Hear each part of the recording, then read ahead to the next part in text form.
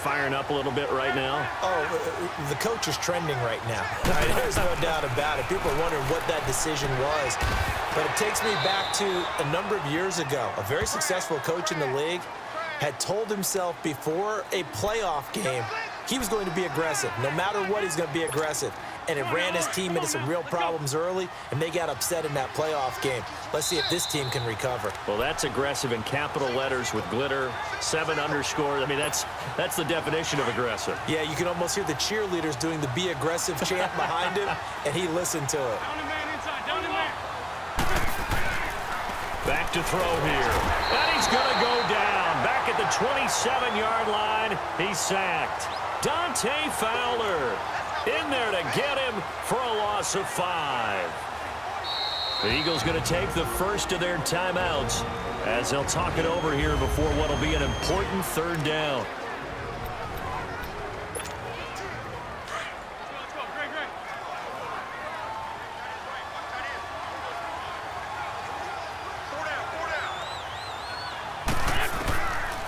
He'll look to throw. And he can't hang on to it. Nearly picked. He's known for his hands defensively, but instead it just brings up 4th down. And what did we talk with them about prior to the game? Their ability to move the chains, pick up first downs. So far, 0 for 3 on 3rd down. If that continues, they'll have little chance of winning this one.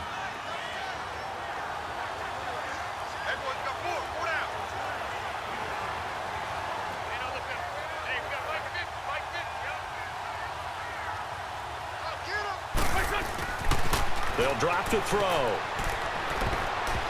And my goodness, this is incomplete. Jalen Ramsey right there in coverage to knock it away. So they'll trudge off the field with a bitter taste in their mouths after that failed 4th down conversion. Yeah, there'll be a lot of analysis there on the sidelines. Was it the right call? Was it against the right defense? Should they have even gone for it at all? Will that change what they do going forward in this game? A lot of questions to be answered by them. Dante Moncrief. Touchdown, Jaguars.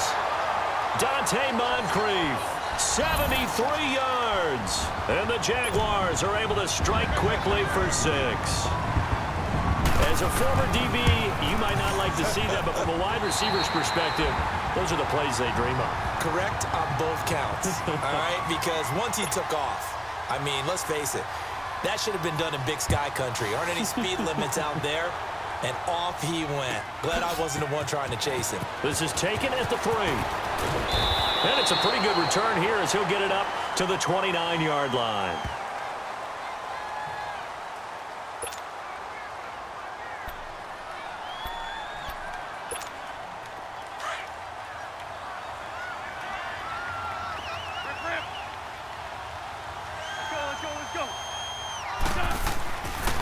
They'll come out throwing here on 1st down.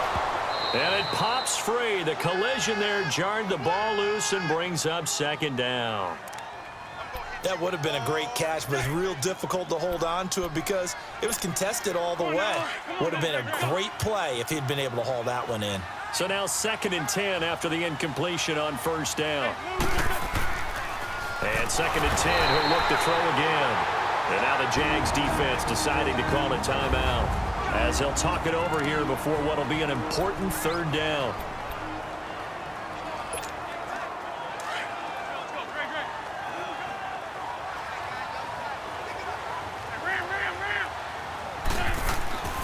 They'll set up a throw. And that is incomplete. The linebacker, Miles Jack, able to knock that one away. Well, they've had a pretty frustrating first half here offensively, and then just continued there with that incompletion. Yeah, definitely frustrating for them, but heartening for the other guys. Those stop troops, they're enjoying things right now because they've made it very difficult for them throughout the half. They're indeed going for it as they look to throw. A hit as he throws.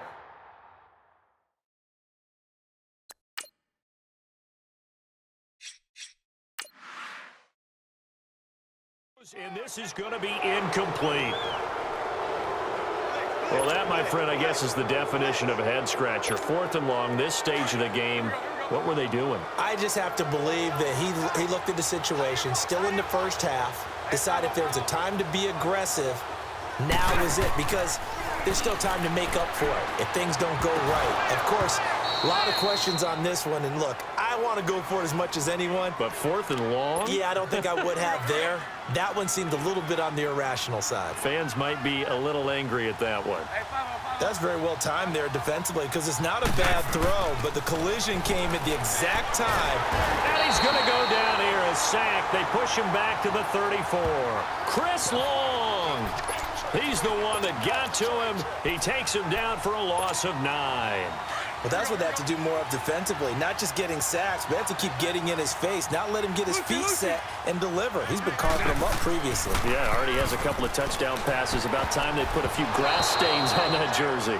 Incomplete. Both players were there offensively and defensively, but it falls incomplete. I know ultimately that feels like a good defensive play, but I know it's really not. They had a chance to keep points off the board. Now they have a chance to kick a field goal by missing that shot. Yeah, especially at this spot in the field. He's got to be upset he couldn't come up with that INT. And this is one of the risks you run when you attempt a long field goal. If you miss, the defense takes over at the spot of the placement. So now they've got a chance to get one more drive in before halftime. They'll come out throwing here to start the drive. And he's got the veteran here. It's Mike Wallace. Touchdown, Philadelphia. Mike Wallace, 60 yards. And the Eagles are within an extra point of tying this thing up. Elliott good with a PAT.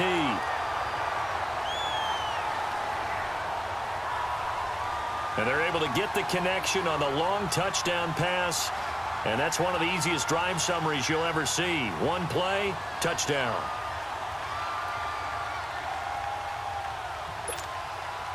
So a tie ball game here as the kick's away.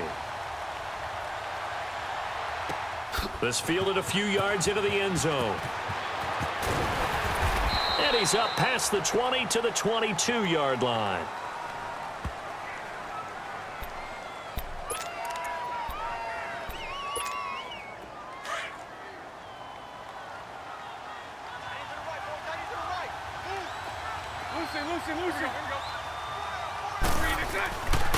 They'll set up to throw. And nearly picked off there. Almost intercepted. Instead, second down.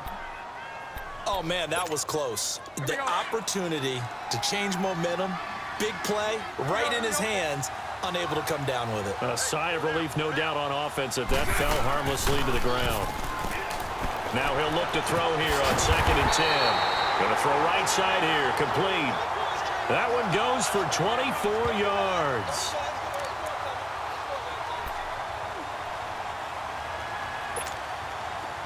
Bortles now, he's hit on just 5 of 15 throws, a poor percentage, but it's 1st and 10. And this offense going to elect to burn a timeout with 5 seconds remaining in quarter number 2.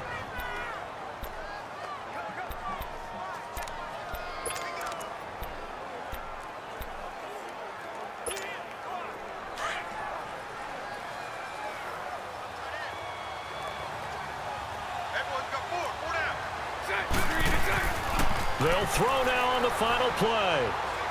He's going to rifle one deep left side.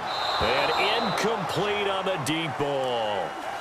And okay, so much for our halftime break. Apparently we're going to get right back to it.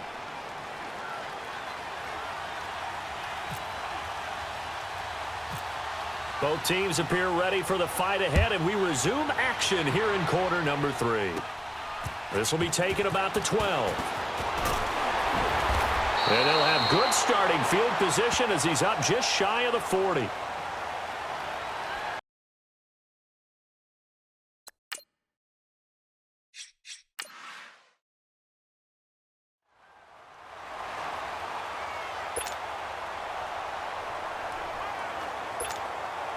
Good starting field position for them as they come up 1st and 10.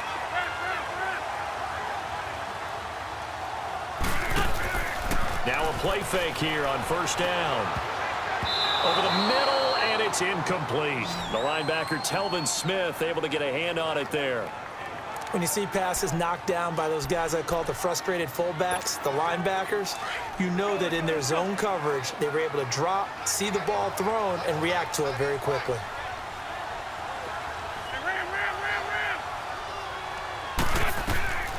He'll try again with the arm here on second down.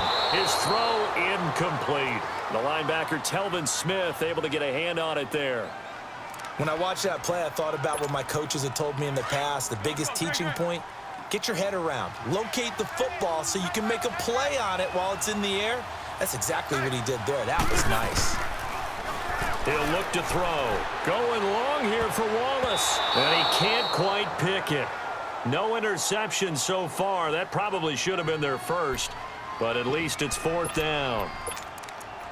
I don't know. He had to be pretty quick with his fingers to start and stop after the ball hit the ground. I'm giving him some credit. Well, I'm thinking about the mental focus, you know? Yeah. The mental focus. Yeah, that's true. Got to stay with it. That's true. Back to throw. And it is incomplete. The linebacker, Telvin Smith, able to get a hand on it there. So, Charles, talk about a play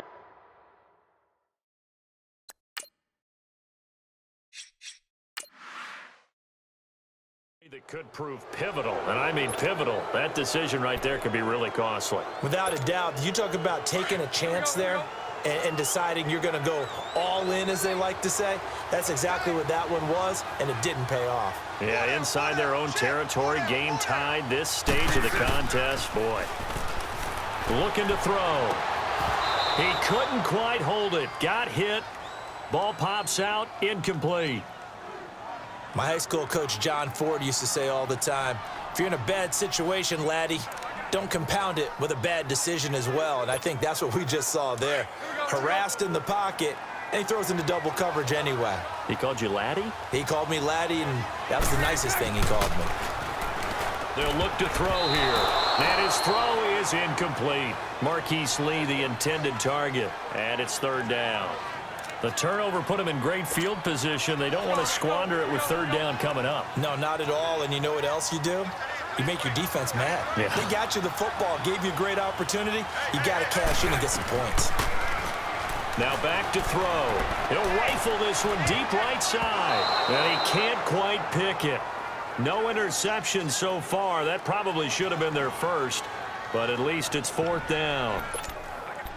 Not only did they drop what looked like an interception in the end zone, they blew a golden opportunity to shift the momentum. The 3 straight incompletions, they don't care. That hasn't dissuaded them. They're going to go for it on 4th. Hey, let's go. Trick foot.